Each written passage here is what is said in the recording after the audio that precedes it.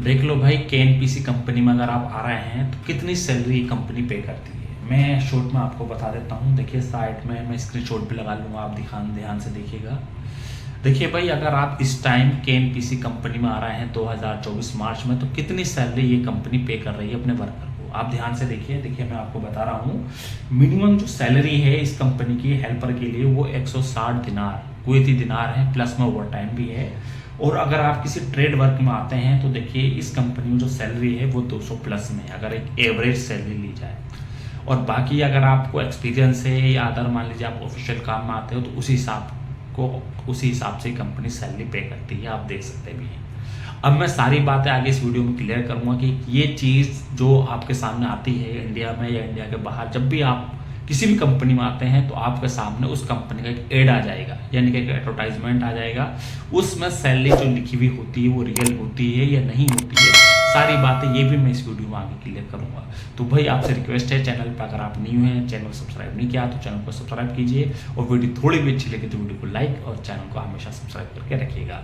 तो देखिए भाई, सबसे पहले ये बात आप जरूर समझ लीजिए, अगर आप ये केएनपीसी में आते हैं या केओसी में आते हैं या किसी अदर कंपनी में आते हैं जो कि कुवैत की सेमी गवर्नमेंटेड कंपनी है, तो ये बात रियल है भाई, उनमें जो सैलरी मिलेगी वो बाकी कंपनी के मुकाबले आपको अच्छी मिलेगी, चाहे आप हेल्पर में क्यों नहीं आए। अब जैसे कि इसमें इन्होंने दे रखी है कि हेल्पर की जो सैलरी है वो 160 प्लस ओवर टाइम भी है। तो ये मैं आपको पहले ये क्लियर कर देता हूँ कि ये जो वैकेंसी आई हुई अभी कोई रिसेंटली वैकेंसी नहीं है, पुरानी वैकेंसी है, लेकिन इस के रेफरेंस से, इसके माध्यम से मैं आपको कुछ समझाना चाहता हूँ। क्योंकि जब भी हमेशा केओसी में या केएनपीसी में या अदर इस लेवल की किसी कंपनी में रिक्वायरमेंट आती है तो सैलरी का जो स्ट्रक्चर होता है, जो सैलरी बनाई जाती है वो कुछ इसी आधार से होती है, उनका पैटर्न इसी तरीके से होता है जैसे कि आपने ये देखा हुआ।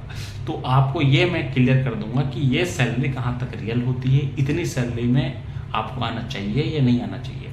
तो देखिए भाई, सबसे पहली बात ये है कि ये जो कंपनी है केओसी कंपनी है, केएनपीसी कंपनी सैलरी तो अच्छी देती है। जैसे कि इसमें दे रखा है हेल्पर की सैलरी 150-160 दिनार से स्टार्टिंग होती है, प्लस में ओवर टाइम भी रहता है इन कंपनी में। और ये कंपनी शटडाउन में बुलाती है, 3 महीने 6 महीने 9 महीने का इनका शटडाउन होता है। शटडाउन का एक्सपीरियंस लेकर अगर आप किसी दूसरी कंपनी में भी जाते हैं तो भी आपका वो एक्सपीरियंस काउंट होगा और उसके आधार पर आपको अच्छी सैलरी मिलेगी।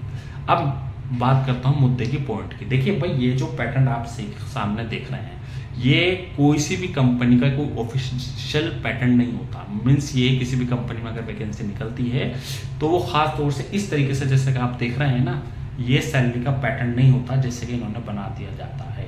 ये एक जो जिस ऑफिस में आप जाते हैं उस ऑफिस से कंप्यूटराइज ये एडिट कर दिया जाता है, बना दिया जाता है जैसे कि वहाँ उन्हें वैकेंसी मिलती है। अब इसमें यह कहना मुश्किल है ये कितना सच है कितना झूठ है, लेकिन इस बात का आपको आइडिया कंपनी के आधार पर खुद हो जाना चाहिए कि ये कंपनी कितनी सैलरी पे करती है, यानी कि जो पैटर्न में लिखा है, जो इस एडवर्टाइजमेंट में लिखा है, क्या वो रियल है या नहीं है। उसके लिए भाई खुद आपको जांच पड़ताल करनी पड़ेगी। जो आपके दोस्त वगैरह या फ्रेंड वगैरह उस कंपनी में या गल्फ में रहते हो, उस कंट्री में रहते हो, उनसे कांटेक्ट कीजिए क्या इतनी सैलरी कंपनी प्रोवाइड कर रही है या नहीं कर रही है। और सबसे बेस्ट और परफेक्ट जो तरीका है वो है क्लाइंट इंटरव्यू। अगर आप इन कंपनी में आते हैं तो आप क्लाइंट इंटरव्यू की तरह आएँ, ना किसी एजेंट वगैरह के या किसी के भरोसे आएँ। क्लाइंट इंटरव्यू की तरह आएंगे तो भाई क्लाइंट से आप जो है फेस टू फेस क्लियर कीजिएगा कि सर कितनी सैलरी आप हमें पे कर रहे हैं, प्लस में ओवर टाइम है या नहीं है, फ्राइडे है या नहीं है, खाना है या नहीं है, मेडिकल है या नहीं है, और कितना महीने का एग्रीमेंट है। यानी कि जो मेन मुद्दे हैं भाई वो कागज़ पर लिख लेना और अपने माइंड में ये लॉक कर लेना है कि इंटरव्यू टाइम पे इन मुद्दों पर बात ज़रूर करनी है। पास होना या ना होना वो बात अलग है, लेकिन अगर आपका सिलेक्शन हो जाता है तो भाई ये पॉइंट पर बात करने से मत आप हट जाना। जो बात आपको क्लाइंट बताएगा वही आपके एग्रीमेंट में भी होनी चाहिए, और जो एग्रीमेंट में होनी चाहिए वही आप यहाँ आने के बाद जो दूसरा एग्रीमेंट होता है उसमें भी वही बात होनी चाहिए।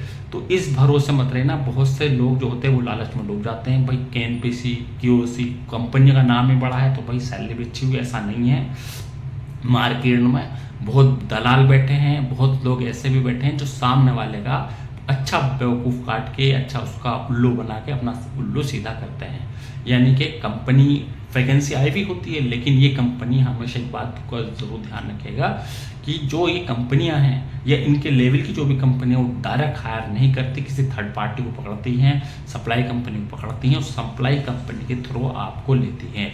और जाहिर सी बात है, जब सप्लाई कंपनी के थ्रू आपको लिया जाएगा तो सप्लाई कंपनी कमीशन खाती हैं। अगर वो KNPC या QC या कोई सी बड़ी कंपनी आपको हेल्पर में 200 दिनार पे कर रही होगी, तो ये सीधा 80 या 100 दिनार ही पे करेंगी और उसमें भी बीच में कटौती कर देंगी। खाने की कटौती करते हैं, मेडिकल की कटौती करते हैं, 10 रंग की कटौती कर दें। तो भाई हाथ जोड़ के रिक्वेस्ट है कि अगर आप ट्रेड वर्क में काम आ रहे हैं इन कंपनियों में तो बहुत सोच समझ के आइएगा। ये नहीं कि आपने बस नाम सुना, एड देखा और भाई 200 दिनार 300 दिनार हेल्पर में है और भैया पागल होगा। ये काम बिल्कुल मत करना।